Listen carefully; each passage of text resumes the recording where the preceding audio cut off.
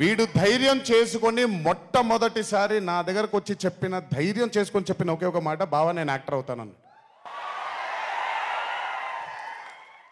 అంతే ధైర్యంగా నేను కూడా నా సపోర్ట్ నీకు ఉండదు, పోయి సావు అన్నాను.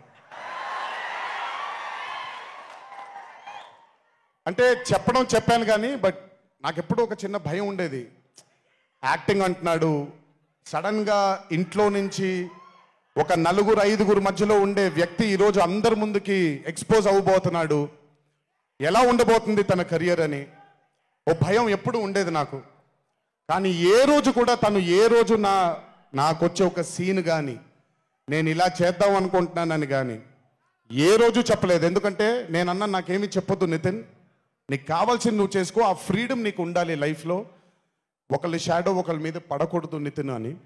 తను ఏ రోజు నన్ను ఎప్పుడు అడగలేదేది, తను చేసుకుంటూ వెళ్ళాడు. ఈరోజు చాలా గర్వంగా ఉంది తను చూసి. And this has happened because he's worked with good directors. మంచి దర్శకులతో మంచి నిర్మాతలతో పనిచేశాడు కాబట్టి తనకి ఈరోజు తను యాక్టింగ్లో తను ఎక్సెల్ అయ్యాడు అని అంటే అది దర్శకులు నిర్మాతల వల్లే నితిన్. గుర్తుపెట్టుకో, always believe in your directors and always believe in your producers and more than anything believe in your heart. God bless you. ఇంకా చాలా ఫ్యూచర్ ఉంది, కెరియర్ ఉంది నీకు. ఇంటికి వెళ్ళిన తర్వాత మాట్లాడతా మళ్ళీ నీతో.